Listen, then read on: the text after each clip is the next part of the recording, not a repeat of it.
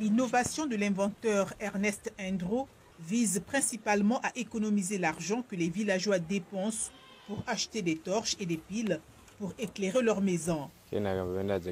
Après avoir réalisé que nous étions confrontés à de nombreux problèmes sans utiliser l'électricité, j'ai pensé à essayer de produire de l'électricité. Maintenant, nous y sommes. Ce jeune homme de 18 ans, qui a abandonné ses études secondaires, explique que son générateur produit 1000 volts d'électricité. Il a maintenant raccordé 9 maisons à un transformateur qu'il a lui-même fabriqué. Ce système génère de l'électricité à partir de l'air. Pour allumer une ampoule, j'utilise l'énergie stockée dans des bouteilles.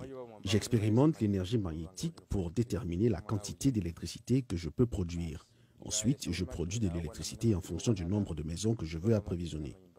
Mais les experts se plaignent du fait qu'Andrew n'explique pas comment il utilise l'air pour produire de l'électricité, ou ils estiment qu'il pourrait le cacher délibérément pour empêcher les autres de le copier. Nous ne savons pas quel type d'air il utilise. Nous ne savons pas ce que fait l'air pour produire de l'énergie. Et il ne le dit pas. Nous ne savons pas comment il introduit de l'air dans son système pour produire de l'électricité et il ne l'explique pas. Alors, comment pouvons-nous apprécier? Comment pouvons-nous aider en tant qu'ingénieurs? Katumba affirme que si l'innovation d'Andrew s'avérait réelle, elle serait considérée comme l'une des plus extraordinaires au monde. L'innovation a convaincu des voisins sceptiques.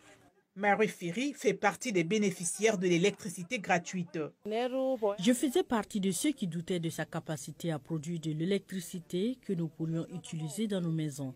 Mais quand j'ai vu qu'il avait réussi à raccorder la maison de ses parents, je lui ai demandé de raccorder aussi la mienne. Maintenant, la vie est simple. Les villageois utilisent également l'électricité gratuite pour charger les téléphones et brancher les rasoirs électriques.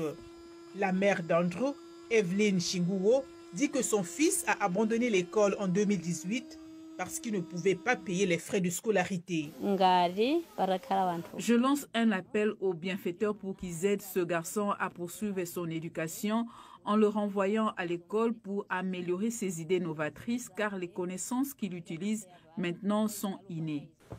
Le ministre de l'Énergie, Ibrahim Matola, a récemment exprimé son appréciation pour l'invention. De telles innovations peuvent nous permettre d'accéder à l'électricité, mais pas seulement l'accès, l'abordabilité et la durabilité. Les autorités du district de Dowa ont fait don de formation, de fils électriques, de vêtements de protection et d'un gadget pour mesurer la tension électrique. Une chose que nous allons faire en tant que district, c'est de nous assurer que chaque fois qu'il travaille sur ces appareils, il est en sécurité.